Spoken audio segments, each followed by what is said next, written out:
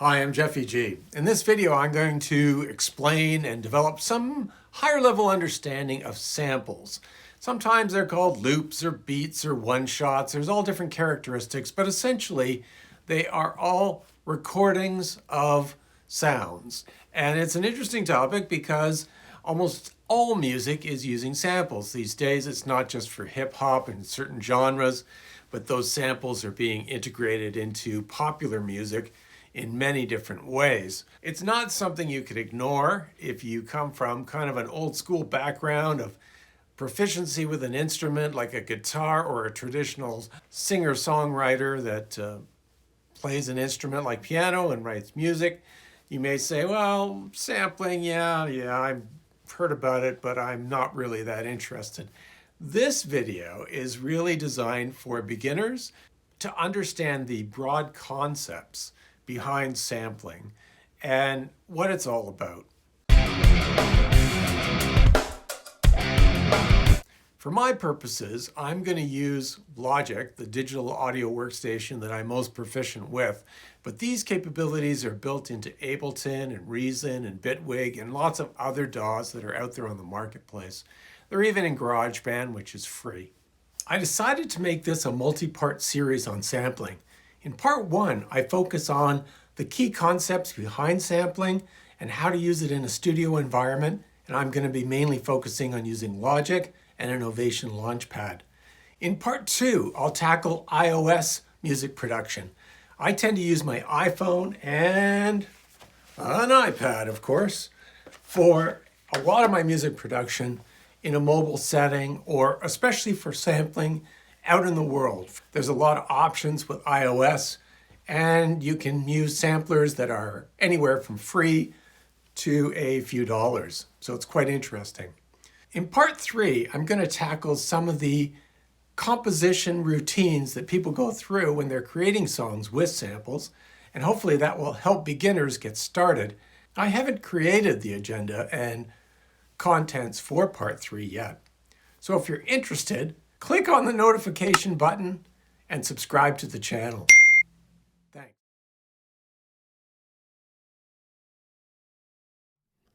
I've got Logic open, and I'm looking at an existing project. Logic is the digital audio workstation software that I like the most, but you'll find samples can be handled in any of the digital audio workstations. I'm just going to create a new project, close this one, start fresh with one audio track. So this looks familiar, I'm sure. If you've opened Logic before, you've kind of seen this view. I'm just going to zoom in a little bit. Off to the right top corner, there's an icon, looks like a film reel or a clip, and it's called the Loop Browser. When you open the Loop Browser, you have access to all of Apple's loops. If you downloaded all the content that comes with Logic or GarageBand, they're all going to appear here. There's 36,107 loops, and you can sort through them by picking or filtering by instrument. So I've picked a drum kit.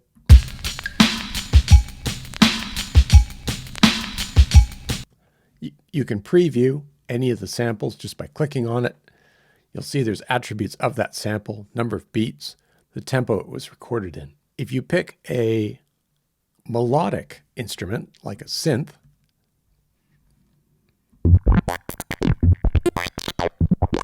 you'll see that it also has not just the beats and the tempo, but also the key. Samples from Apple are pretty good in that if you drag any of these into your work area, into the arranger view, it'll automatically adjust the key to the key you've defined for the song and the tempo. Let's go back to the drums. Look at a kit. The technique's pretty easy. You just drag it into the arrange area. Maybe line it up with bar one, beat one. Click on the cycle.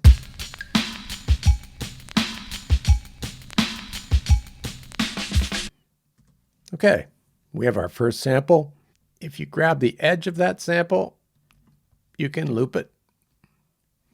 Now it's 8 bars.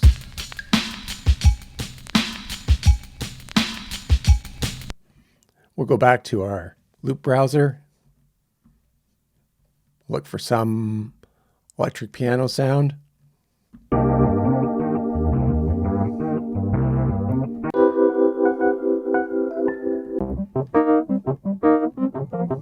Like that.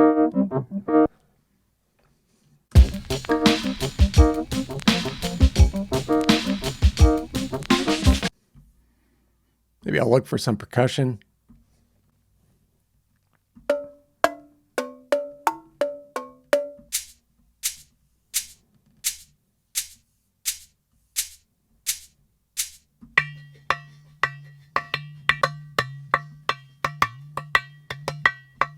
You can sort by genre.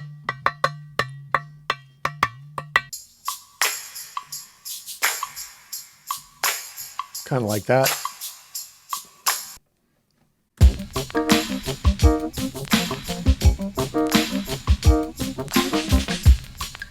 Yeah, now I need a bass part.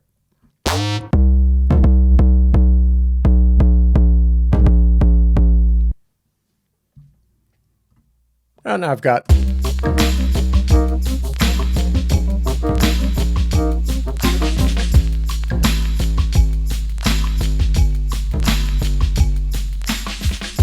not great, but I've got a bit of a song made from 4 different samples. It's a wonderful, a special treat tonight. Hokie has consented to play his latest composition for us, entitled Yabba Dabba Dabba Dabba Doo.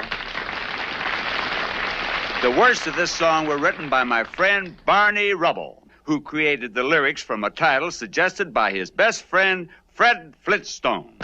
Now let me do the talking, Barney. Sit down, Fred.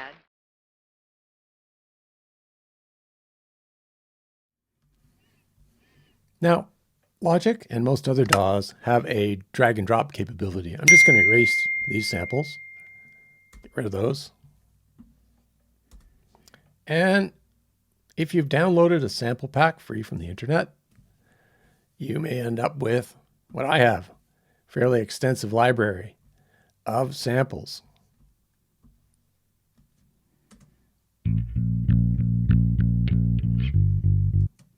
You can drag straight from Finder right into Logic.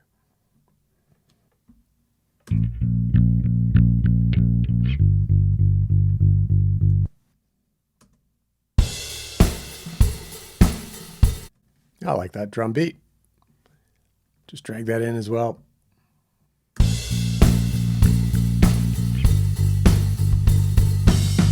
So you can see there's different ways to get loops and samples into Logic. Easiest way, using the loop browser, comes delivered with Logic. Alternatively, you can just drag and drop samples. And you can drag and drop multiple samples. So if you were to say, okay, I'm interested in a bunch of these. Say I want these 4 or 5. You can drag all 4 or 5 in at the same time.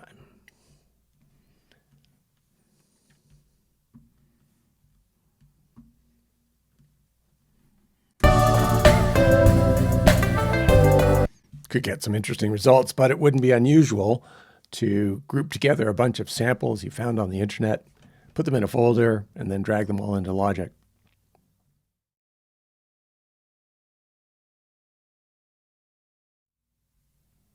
Logic supports another concept for managing samples. It's called live loops. I'm just going to open another project so you can get a sense of what it looks like.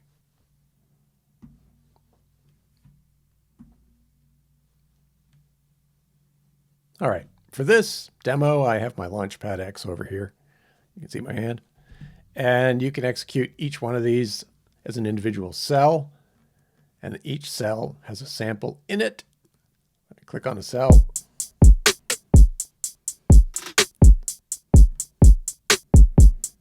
And a group of cells make up a scene.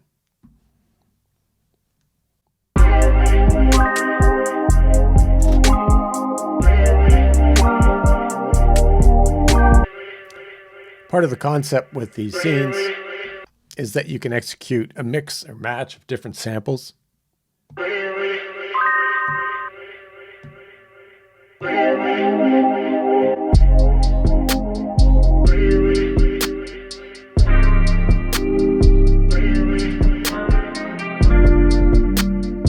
kind of two aspects to the live metaphor. One is that you could perform a song live by clicking on the different buttons on your launch device, or you could organize things into a song with scenes, just as you're seeing in this example. Now, adding loops, adding samples is pretty easy. Same way, we can go back and look at the loop browser within Logic. You could look for a particular sound maybe. And we can drag that into the cell location. See, now it shows up on the launch pad.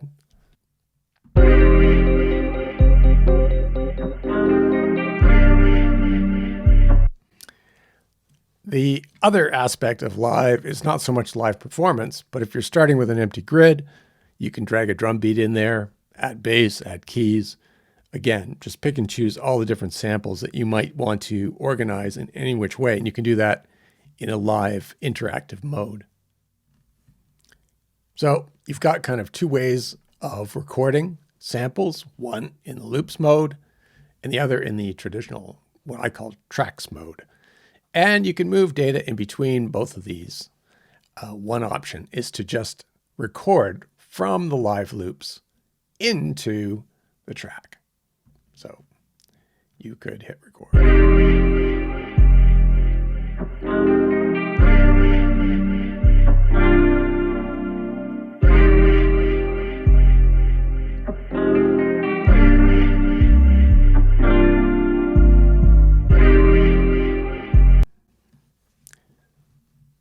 Looks familiar, doesn't it?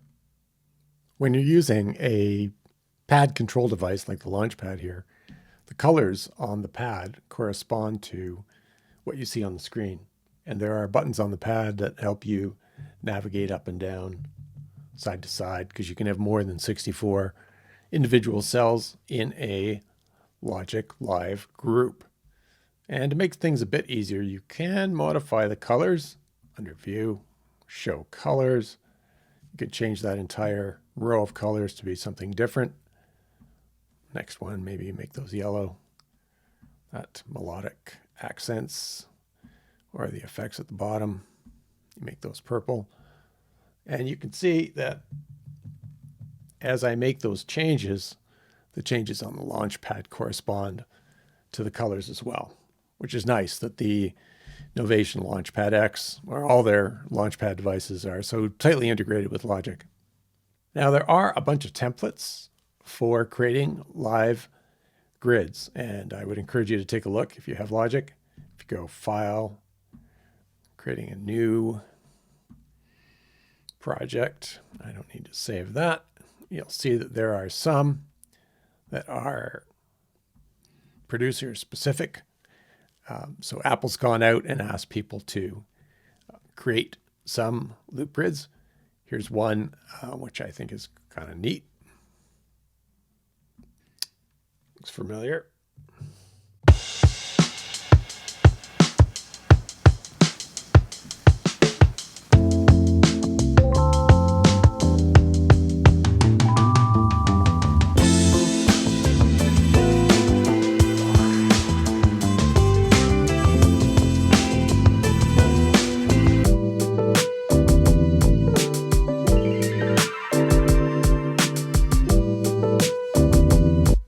Sometimes these grids come pre-populated with colors. You can see the Launchpad matches up with the colors you see on the screen.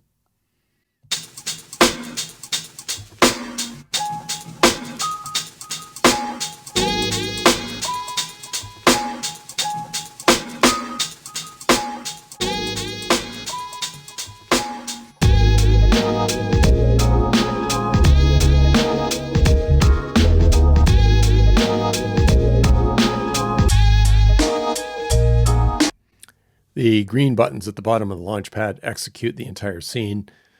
You can execute individual cells or an entire scene at a time. So far, you're just seeing a quick overview of using samples within Logic. Let me go back to that traditional view and open a different project to show you what it could look like if you create an entire song out of samples and loops. Okay, what I have here is my own composition.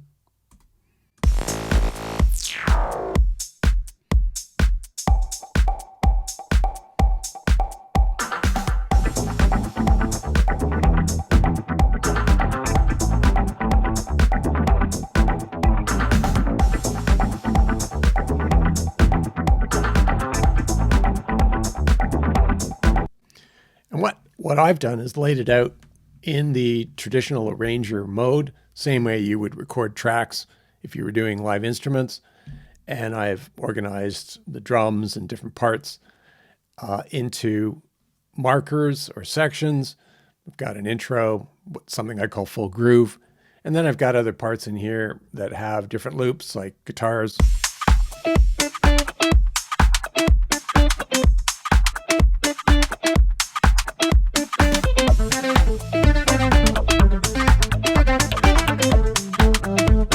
And what I like to do is sometimes start with a bunch of loops. I might be inspired for a particular song idea, and then I'll add my own tracks. I'll add synthesizers or guitar or vocals right in mixed with samples. So samples are more of a starting point for me. They're not the end result.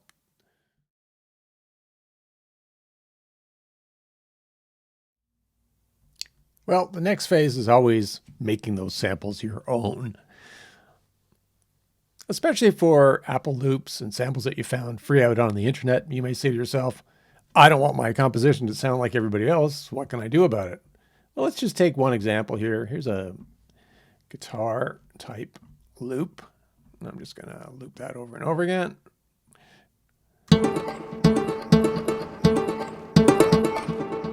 That's pretty cool, but maybe I want to change the transposition of that.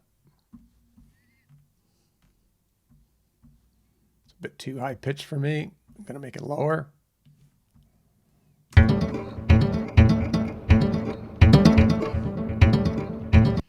And just like any Logic track, I can go in, add some multi-effects to it.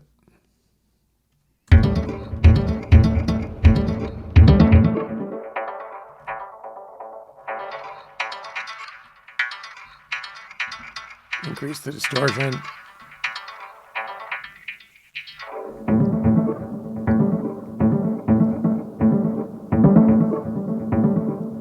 I might add some reverb and delay.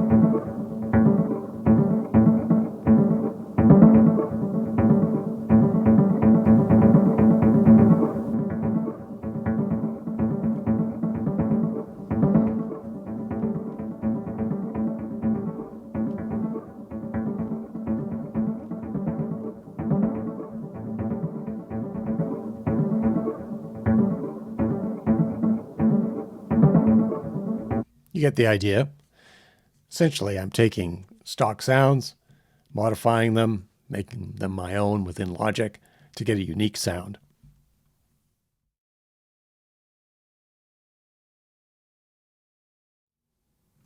One other thing I found very useful is that as you collect sample libraries, and there are many free to choose from, is you need some kind of tool to manage this.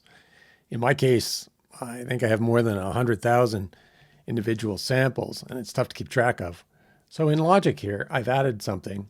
It's called the ADSR sample manager. It looks like this, and it takes a while to load up, but essentially it will read all of the samples that you have stored on your local hard drive, and it'll tag them with whatever information is available, the type, the genre, the key, and you'll see off to the side here, you've got all these tags, strings, electrical, guitar, and then you can do basically search for what kind of sound you're looking for. So if you're looking for a guitar sound, you can type in guitar and it'll search your entire library for guitars.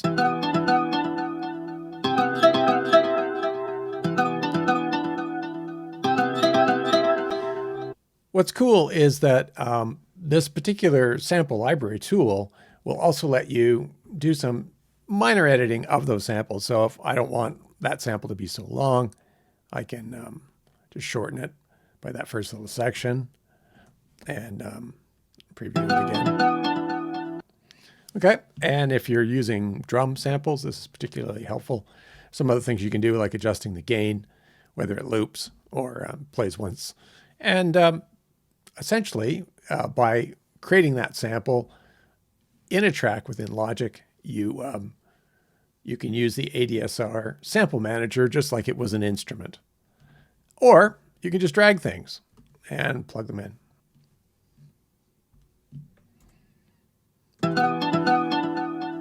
Now, to use the ADSR sample manager, you have to sign up with ADSR with a username, but you don't have to pay for anything. And that raises another question is, well, Jeff, where do I get all these samples? Well, there's all kinds of places, but I'll give you a clue on where to start. One of the favorite sources I have is Music Radar magazine. They have a very extensive loop library. And what's best about them is that they put this all in context. So, for example, they've got 75,000 plus free samples that you can download. You click on one of these groupings, they'll tell you, here's 165 of them. Where did they come from? What you need to know. There's examples so you can listen to it before you download it, and how big that download is. So if you just click on the download link, that'll download into your download folder, and then you can drag and drop those things into Logic. Another great source I've come across, and which many people know, is Cymatics. And like a lot of loop libraries, a lot of firms will give away a certain number of loop libraries to get you kind of hooked in to their sounds. And Cymatics is one of those examples. You can see on their website, there's always something free. You can download it, try it out, and see if you like it. There's also different loop libraries available. There's a website called Looperman where everything is free, and you can sort by genre, category, key if you're looking for something specific, and you can preview them.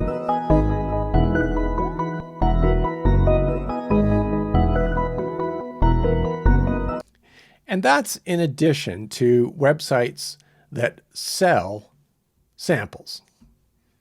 So here's some of the popular ones you've probably heard of. Splice, maybe the most popular. Another one is called Sounds. It's owned by Native Instruments. And there's another one called Loop Cloud. Okay, those are all subscription services that give you access to quite an extensive library.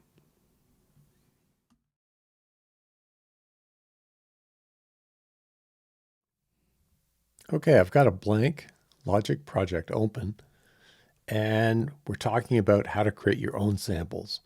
First example I'm going to use is creating a sample from an MP3 file. Here's the song Steam by Peter Gabriel.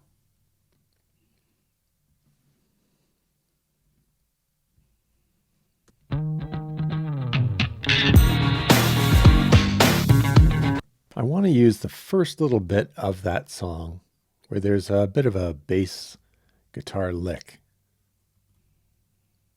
Just going to zoom in here so we can see that. Just that little bit. What I'm going to do is use the marquee tool to highlight the section that I want. Just that much. Then I'm going to drag that to a new track. Mute the first one. And this is the piece that I'm interested in sampling. What I can do is export that section as an audio file.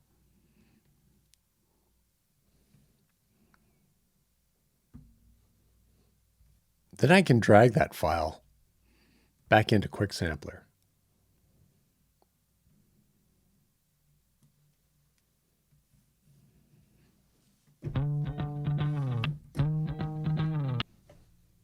Now I can execute that sample by pressing a key on my keyboard, or I can use the Launchpad keyboard.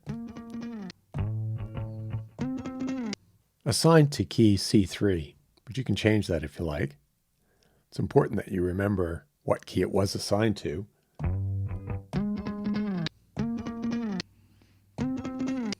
You'll notice that I can play that sample at any key on the keyboard.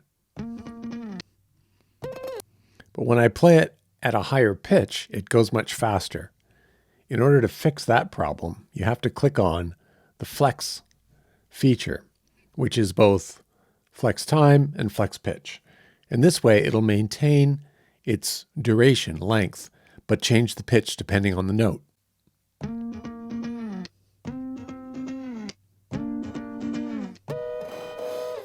Because I've enabled the polyphony as 16 potential notes, you can actually play chords. Another feature of the sampler is that you can have it follow the tempo of whatever the song is. So right now, if I change the beats per minute from 100 down to, say, 100,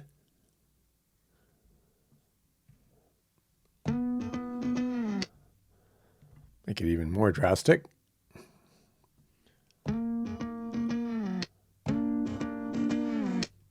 Like up to 120.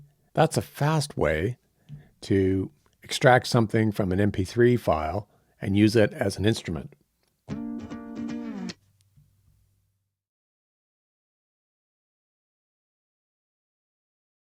Another way to use samples is to bring a complete drum loop into the sampler and have it sliced. In this example, I have a drum loop from Cymatics that I downloaded for free. I can drag it into Logic, choose Quick Sampler, and you'll see it slices the drum loop up into many pieces. Each one is assigned to a key.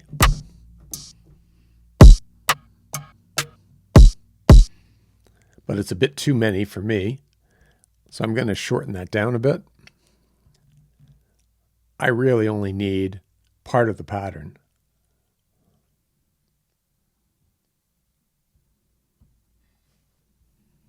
See, it's assigned each part of that pattern to one of the keys starting with C1.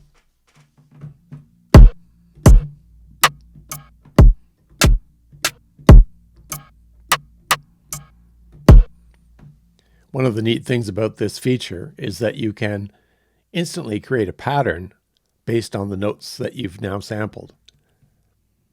Right-click in the region, create a pattern region,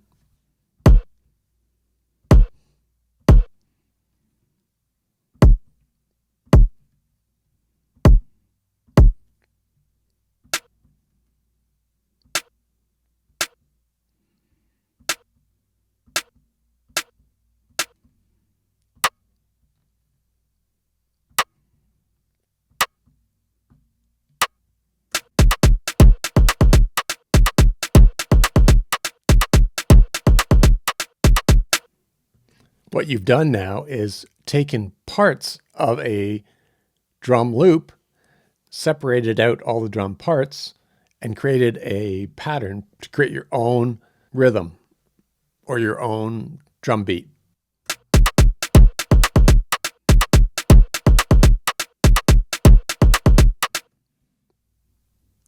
One more option is to import multiple samples of a drum kit all at once.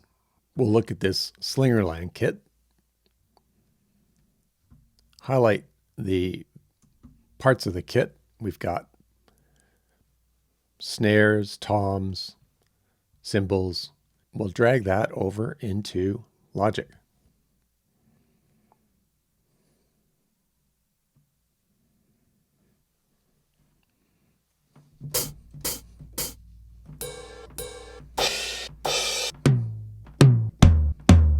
In this example, it's assigned each drum to an individual note.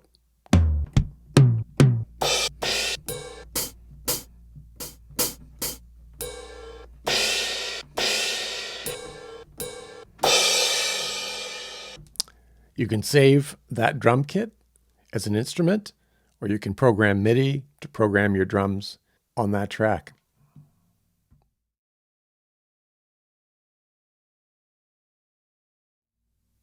One more option you can use is to use the quick sampler to record your voice.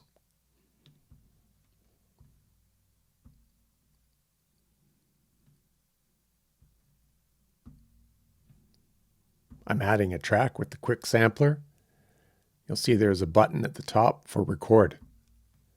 In order to record your voice, you have to select an input. I'm selecting input 1, which is the microphone I'm speaking into, and I'm just going to make a sound. Bing! Bing, bing, bing, bing, bing, bing, bing. It's silly, but it's a fast way to create a sample or a loop. You could turn that into an instrument. Bing, bing, bing, bing, bing, bing, bing.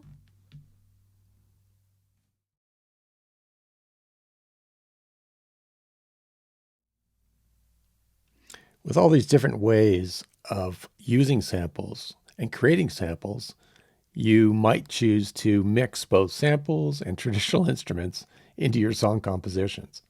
Let me show you an example.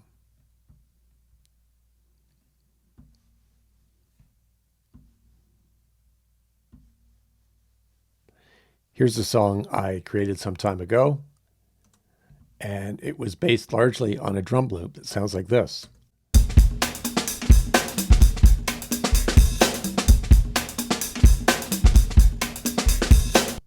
From that, I created and recorded a guitar part.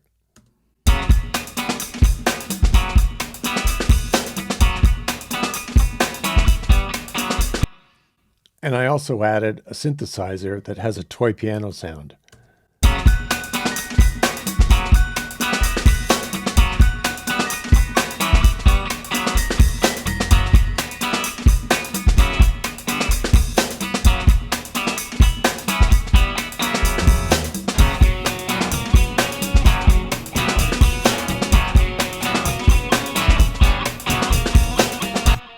So from the inspiration of nothing more than a drum loop, I've created guitar parts, a bass part, some synthesizer parts, and I've mixed and matched a combination of samples and traditional instruments and virtual instruments.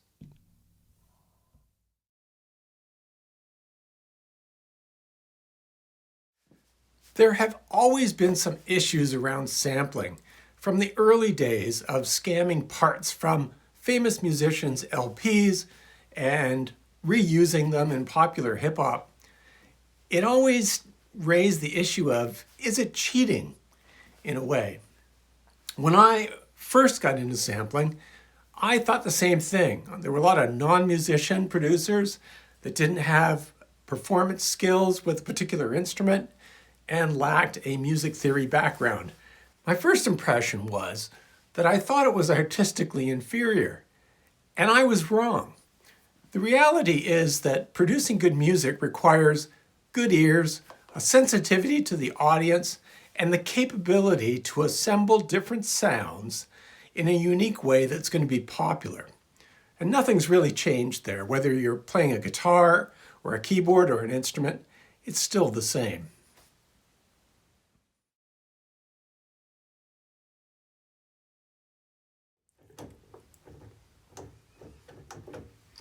This is a Roland XP30.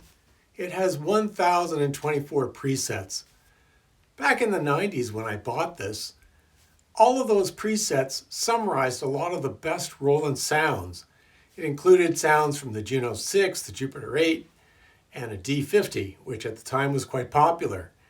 And even though I have the capability of modifying those sounds and creating my own sounds with this synth, I only ever used the presets, and I probably only used about 100 of them. My point is, there were lots of popular keyboards in the 80s and 90s that had a limited number of presets. The best example I can think of is the Yamaha DX7, which only had 32 performance presets and 64 individual voices. And yet, that particular synth turned out popular songs over and over again, and the keyboard players from those bands repeatedly used the exact same sounds because they were popular. How different is that than sampling? We didn't create the sounds, we bought the sounds from Roland or from Yamaha, and we made them popular, isn't that the same as sampling? Starting out with a sound, maybe modifying it to be your own, but using popular sampled sounds. An example that pops to my mind is the Roland 808 drum machine and bass synth, which now is available as a virtual synth, but also a very popular group of samples. This is partly what changed my mind about the difference between sampling and a keyboard player playing synths from the 80s and 90s. Just going to finish off this video with a bit of a summary about understanding samples, beats, and loops in part 1. We spent a lot of time in the studio using Logic. Hopefully you got a sense of how samples, beats, and loops are used, how to access Apple samples in the Logic Loop browser, the ability to drag and drop loops, and some understanding of live loops. How to make and edit your own samples, we talked about different ways, and some understanding of why samples are really no different than playing an instrument. Hey friends, I hope you found this video entertaining and informative, especially if you're a beginner and you're new to sampling and you haven't created beats and loops before. Hopefully you got some useful information out of part 1. In order to keep making these videos and develop my channel, I really need you to click on the subscribe button. And if you have any questions or advice or comments, put them in the comment field. I'll be happy to answer your questions. Who knows? Your input may influence what shows up in part 2 or part 3. Thanks for tuning in.